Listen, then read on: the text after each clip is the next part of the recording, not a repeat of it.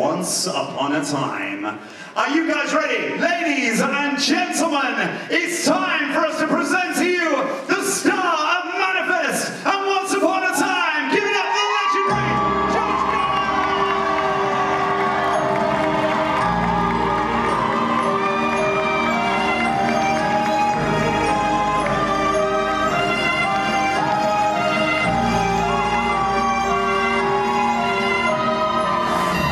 3 people just fainted. You need CPR. Do you need help? Do you need help? Snow White just went, yes, please. I've already woken you up once before. Does Jennifer know? Hi, how are you, mate? I'm great. How are you? Good. How's your morning in Liverpool been? I mean, amazing. Look, I've met all these amazing people that have come out here today. It's been the best. Good. Have you been to Liverpool before? Because I know you studied in London, right? I did. Many years ago, but I have been here before. Okay, good. But this time is one that I'll really remember, for sure. Well, we're going to make it a memory for it, aren't we?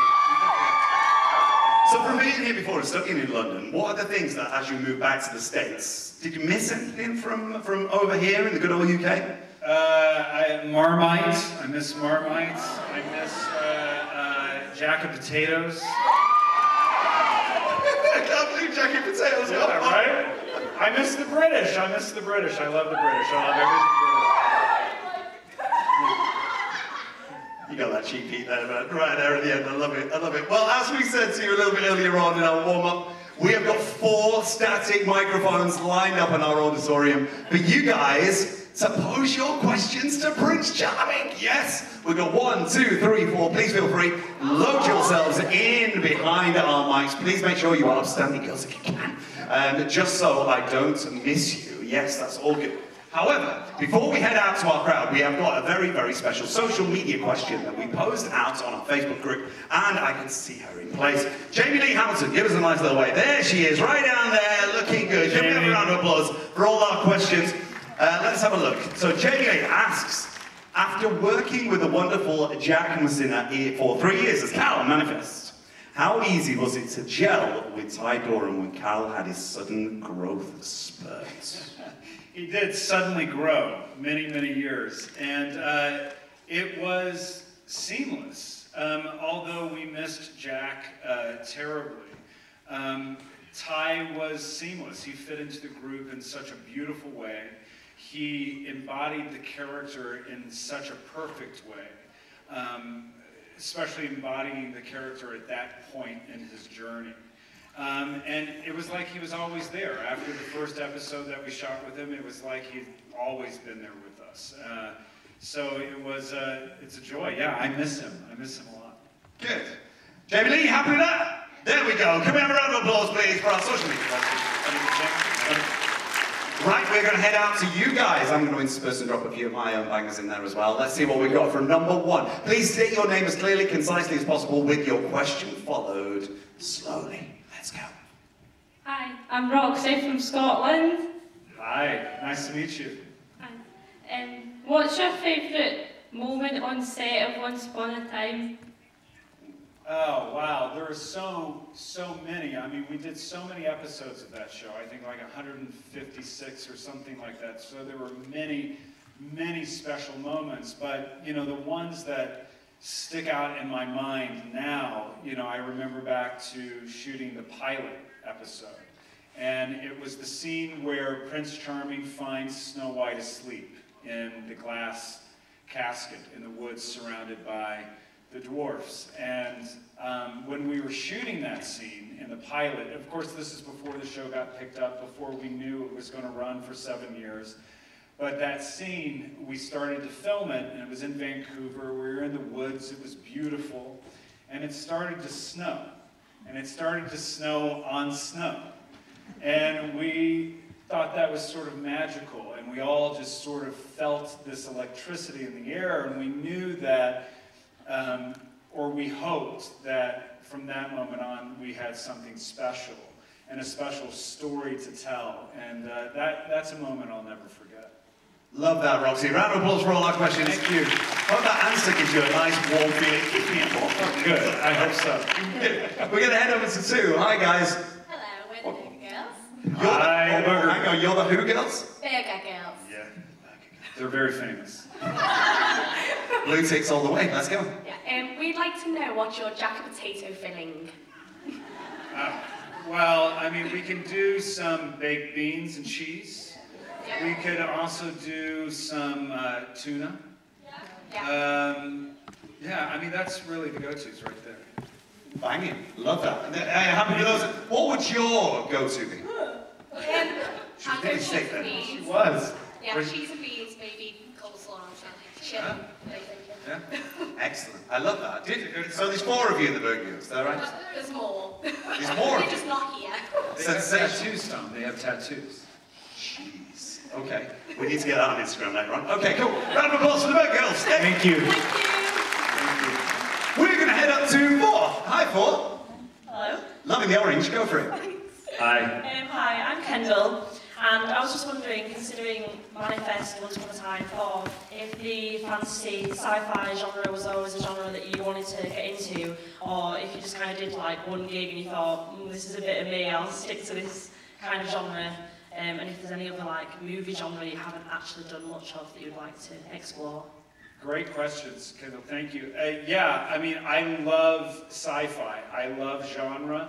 I love the fans that genre brings. I love the kind of storytelling that you can do with genre. I think we can get across ideas that you can't in other forms of storytelling, which I think is really special. Yeah, I love it. I love working in those frameworks. I love working with stories that have big, big ideas and big, big worlds about them, but they're grounded in something very real. So in the case of, well, both Once Upon a Time and Manifest, it was really about this family of people trying to figure out how to go forward with their lives now. And I love that, and I love that it was hung on, you know, a big idea. Of course, there's tons of other genres that I would love to do, and yeah, watch this space. We should have something to announce pretty soon. Ooh. That's a nice little rumbling to go off with. Give it up for Kendall. Yes, very well done. We're going to head up to microphone station 3. Hello. Hi, my name's Mason, and my question for you is, what was the hardest scene that you had to film in Once Upon a Time? Thank you for that question. What was the hardest film? I mean, there were some hard days. You know, because, you know, you could be working for 16 or 17 hours a day out in the rain or on a green screen, but it's not really that hard. You know, because it's something that I love to do. You know, I love to be able to tell stories. I love to be an actor. So, you know, even on the hard days, they're pretty great days. But I guess I'm trying to think of some of the harder things like within the story that were hard to shoot.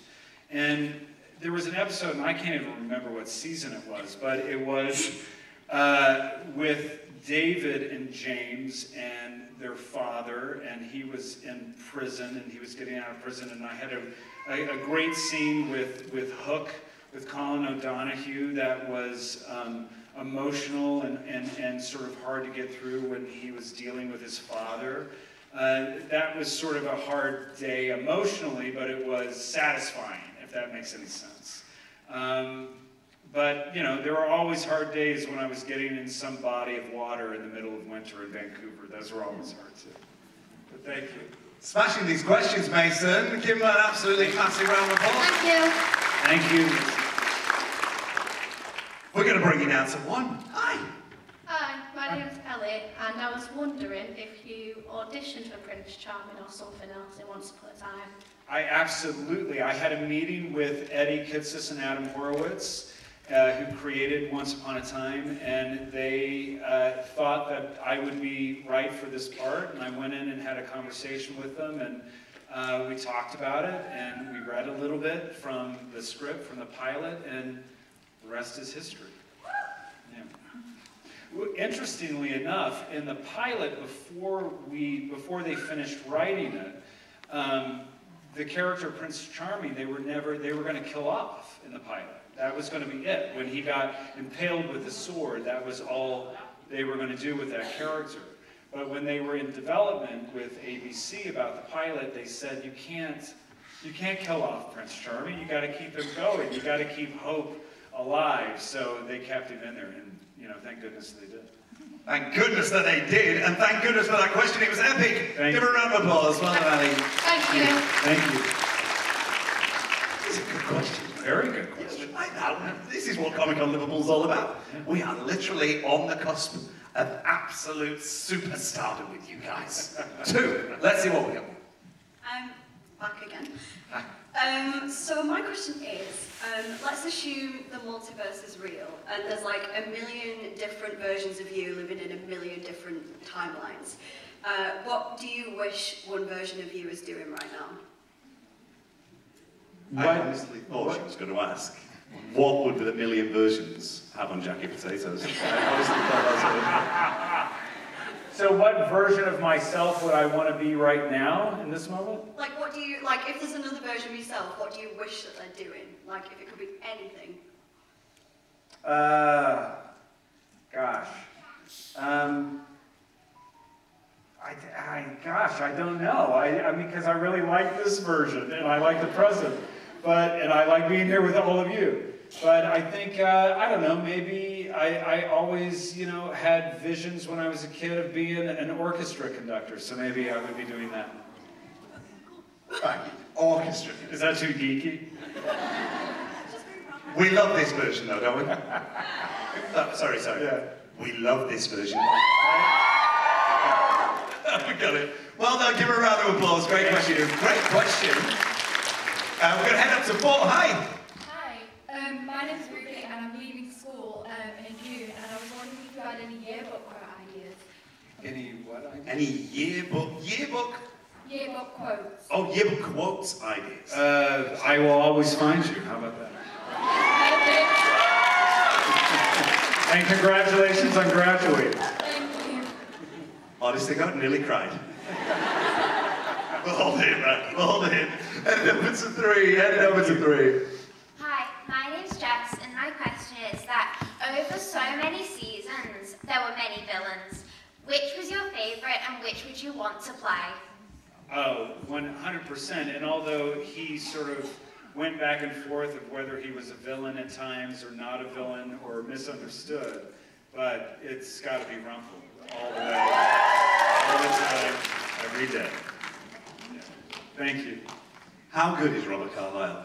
The greatest. Isn't he just? He's a rock star. The real deal. The real deal. Legend.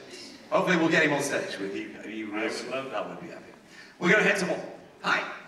Hi, my name's Lottie, and I would like to know what inspired you to start acting. Great question. Thank you. I was sort of lucky. I found it when I was a kid. I found it when I was probably 9 or 10 years old, and I was doing it at school, and my school had great teachers that were really passionate about the arts and about theater and about movies and about TV, and I just happened to get lucky, and I fell into a group of teachers throughout my school years that really supported me and kind of said, you're good at this, and it felt good to do it, and I think I just latched onto it, and I found my thing, and I just never let go of it. Yeah, so I found it as a kid, and my first thing that I ever remember doing was this play with music called Aesop's Fallables. So it's about Aesop's fables, but they were all sort of slightly askew, and I played the Jack in the Box in that. My first lines was, "I'm the Jack in the Box, the morals I keep." And I was hooked from that moment on. Yeah. That was great. Can we do it again? That's very good. Give a round of applause. Thank you. I love that. Now we're going to head over. Burger Girls, we're back. Burger Girls back. We want to know what's the funniest thing that's happened since you and Ginny have been married. The funniest thing. It's just me trying to bumble through every day and not embarrass myself completely in front of my wife all the time and make her think, why did I marry him? I'm not really for sure. Yeah, I think that's it's just a struggle every day not to embarrass myself in front of her. I find that very hard to believe. Round of applause for our Virgin girls. We're going to keep this applause going as we go up to microphone 4. Hi. Hi, it's Ellie again. I have another question. I was wondering, if you weren't Prince Charming, what other role would you like to be? In Once Upon a Time? Yeah. I mean, I have to go with what I said earlier about the villains, and it's Rumpelstiltskin. Yeah, 100%. Perfect. They'll make a deal with you, Ellie. You sat in the right place there. Magic has a price. Give her a round of applause again. Thank you. Ellie's loving these questions and the applause that goes along with it. Hi, number 3. Hi, my name is Lewis. Nice to meet you. My question is, what did you think of Emma becoming the Dark One? Well, you know, what did I think? I mean, as an actor, I thought it was great. You know, I thought it was great that Jennifer got to explore that side of the character and go on that journey. As Prince Charming, I didn't like it at all, not even a little bit. But, you know, as an actor, I thought that was really cool, that she got to sort of explore that side of the character and go on that journey with her. Yeah. Cool. Thank you. Thank you. Oh, that answers your question. Give her a round of applause. Here we go. We're all about sharing the love. We're going to head to one. Hi, I'm Maya. Hi. So, I was wondering, you and your wife Jennifer, how did you two meet? Like, was it on the set of Once Upon a Time, or was it somewhere else? Well, of course, I knew of her, and I had known her work and seen her movies and TV shows, but I had never met her before. And it was on the set, basically. It was right before pre-production on the pilot, and I'll never forget it. I was in the parking lot of the studio, and we were doing hair and makeup tests, and I was outside on the phone, and I was talking, I was smoking a cigarette, I used to smoke then, and there was this tap on my shoulder, and I turned around, and there was this vision with long dark hair and this blue sort of fluffy, fleecy robe that had a crown on it for some reason. And she goes, "Hi, I'm Jenny." And she held out her hand, and she had that Jennifer Goodwin smile on her face, and that's when I first met her. You have literally melted this audience. That you know exactly what she was wearing. You have made me feel so inferior as a man. My wife is out there going, hate him, man. It's pretty hard to forget a fleecy blue robe with a crown on it, to be fair. Yeah, it is. Pretty epic, though. I'm sure my wife remembers what we were. In fact, I was wearing a skin-tight Superman lycra t-shirt. I bet she does remember that. She does, because she always tells me. I don't know why I went with you.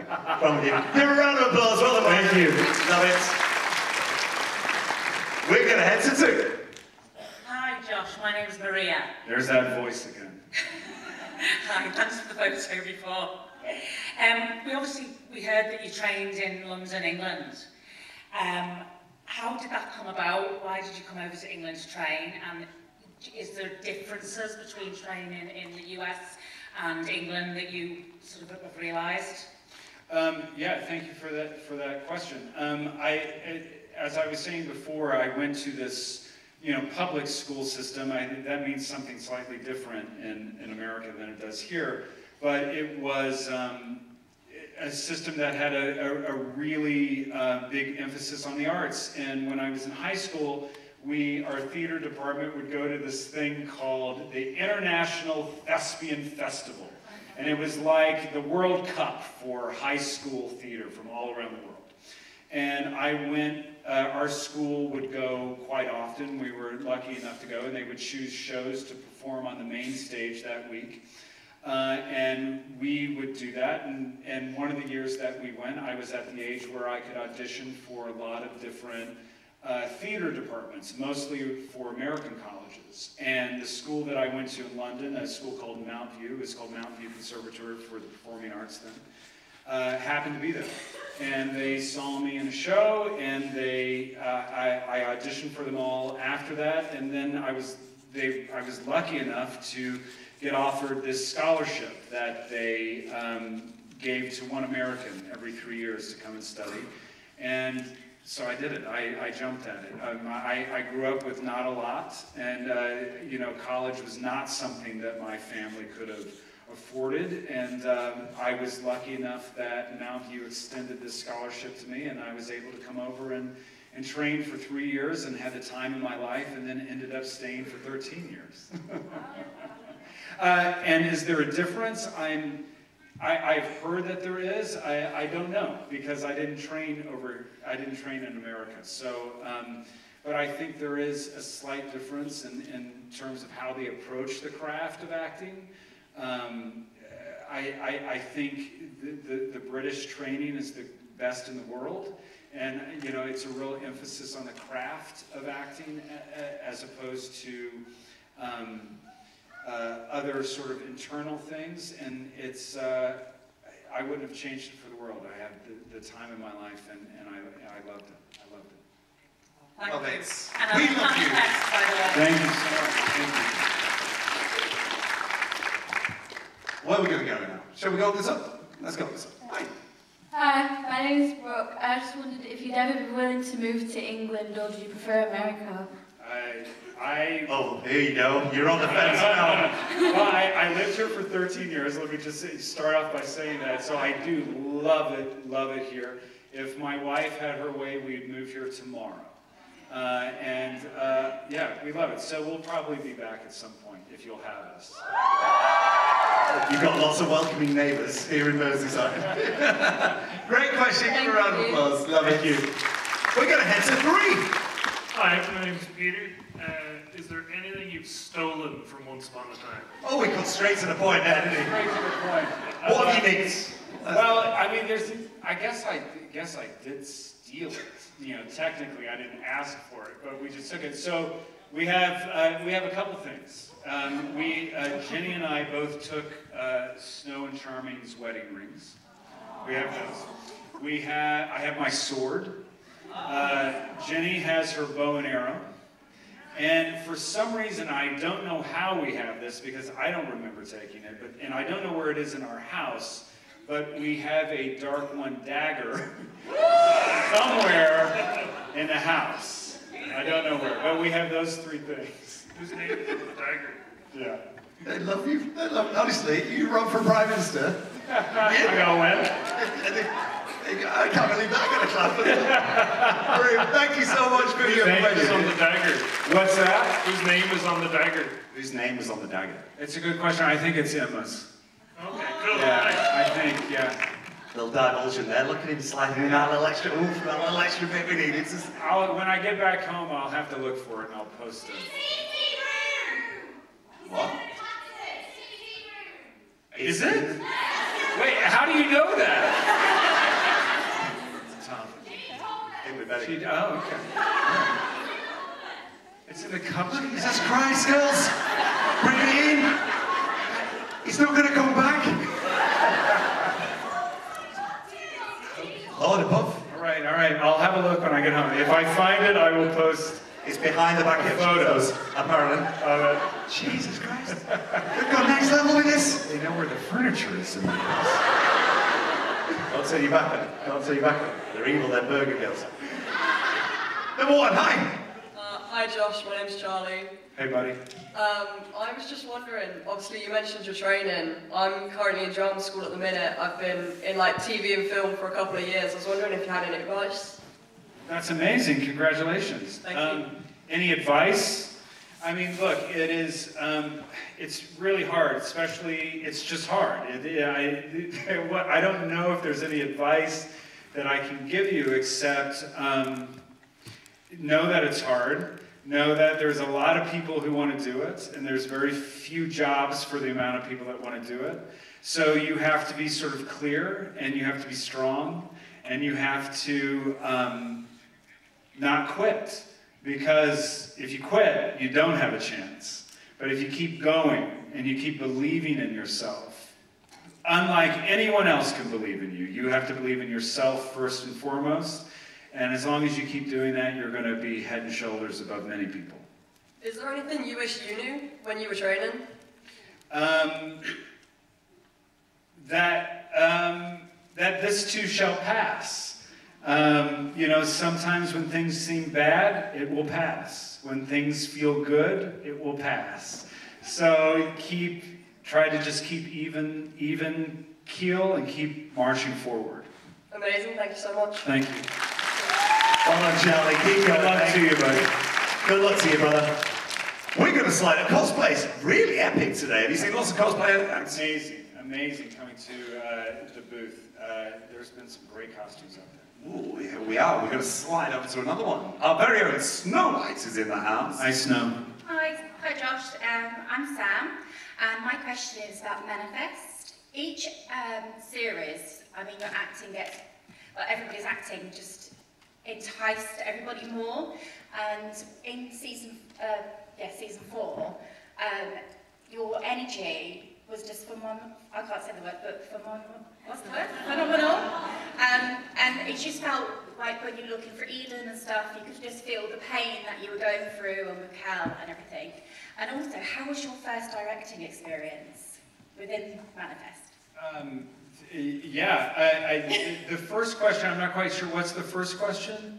Oh no, I was just saying that you're acting. Oh, well, thank you very much. She was just saying you were a compliment. Say the word. Well, thank you very much for that. Yeah, I mean, that was all, you know, to do with the writing. You know, at that point in season 3, what's so great about doing, you know, a long-running television series is that these characters get an opportunity to evolve and change and keep moving forward. Of course, by that point in the story, I don't know if everyone's seen it yet, but you know, he's in quite a harrowing place, and he had been through a lot, and it was easy to draw on all of those emotional changes within his journey, particularly at the beginning of season 4. Thank you for that. The second question was...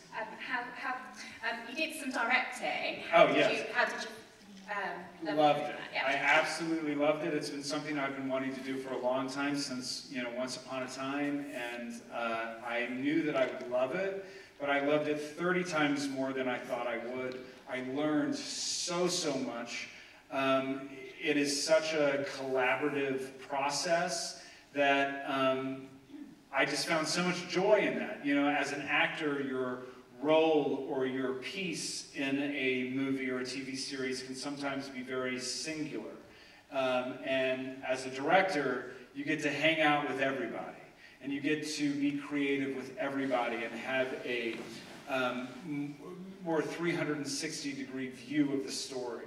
And that I really loved. And to get the opportunity to do it on a show that meant so much to me, and to tell the story of these characters that meant so much to me, was a real privilege, and I was real grateful for it, and I can't wait to do more.